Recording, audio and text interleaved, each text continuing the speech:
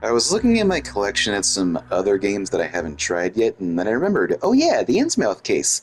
That's like a horror game, I think. But maybe it won't be as scary as Tormented Souls. So, I think I can do this.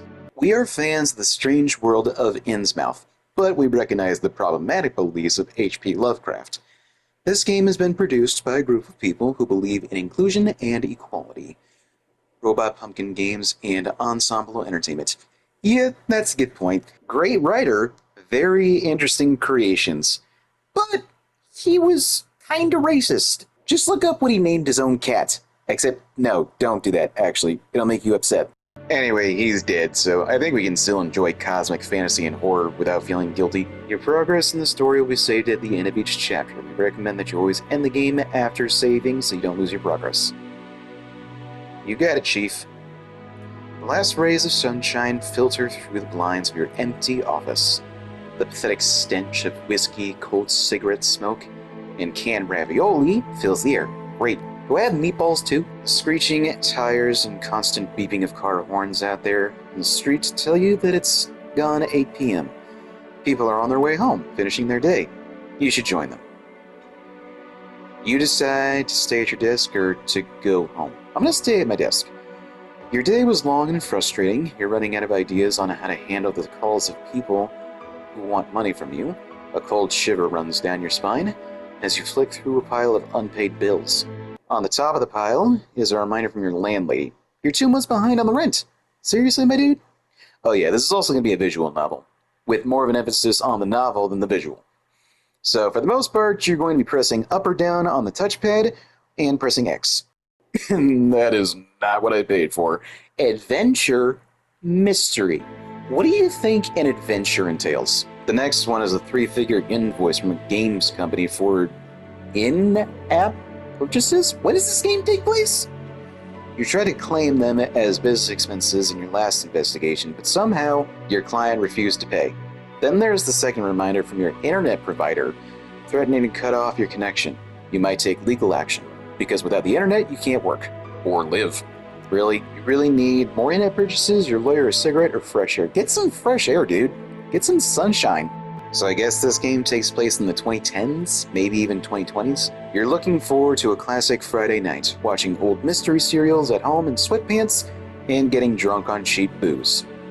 You are a sad, strange little man. Well, I'm not a private investigator, so maybe I just don't get it, but I don't see how alcoholism is supposed to help you, other than acting as a band-aid. Anyway, at first I was about to be interrupted by a new client, but I didn't want my day ruined, so I actually avoided her. That is, until she just barges in anyway and sees my fat butt sticking out from on the side of the table. So I decided to do this over again. This is Dahlia. At first, apparently trying to distract me with her feminine wilds, she tries to tell me that her daughter is missing, but something smells fishy here. Literally. I'm not buying this horseradish for a second, but I accept the case anyway because I want this lady out of my office. On our way to the bus station, on the bus itself, and then once we arrive at Innsmouth, we do get plenty of really good descriptions about our surroundings and the people we run into. Makes me wonder why this was made into a game in the first place, because just like with many books, the descriptions of things and using your imagination as to what it might look like is far stronger than actually seeing something. Finally, Innsmouth. You examine your surroundings while you stretch your legs, trying to unwind from a stressful journey. No artist could have adequately captured the serenity and beauty of this place. A clear blue sky lights up the town square, which is paved with bright limestone, surrounded by neo-colonial buildings, reminiscent of 19th century New England. A fresh sea breeze, crying seagulls, and locals going about their business. Sounds like a nice enough place, but then takes a bit of a turn. In the center of the square, water trickles from a fountain. You're suddenly startled by the water feature right in front of you. The fountain is an enormous fish-like brass creature. An open jaw lined with shark-like fangs spouts brackish water down its massive, inhumanly contorted body. As if that wasn't enough, there appear to be human bodies swarming underneath its massive claws. Their faces are as contorted as yours right now. How long have you been standing here? Eyes wide open in shock, you feel utterly paralyzed. You start to scan the town square and notice more disturbing details. On every corner, you spot ornamental statues and reliefs of fish. But these aren't your classical harmless kind. These are pagan symbols and grimaces of supernatural creatures from the darkest crevices of the deep sea. In surrounding houses, you can see faces pressed against the windows. All the locals appear to be watching you. You suddenly start to think that the cries of the seagulls sound particularly human-like. People crying out in pain. What happened to the idyllic scene from a few moments ago? Welcome to Innsmouth!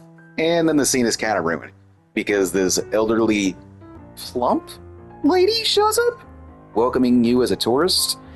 I try to ask her if she's seen the girl, and she gets weird about it, because of course she does. After she leaves, I am presented with a few choices of where to go, and of course, I choose the harbor.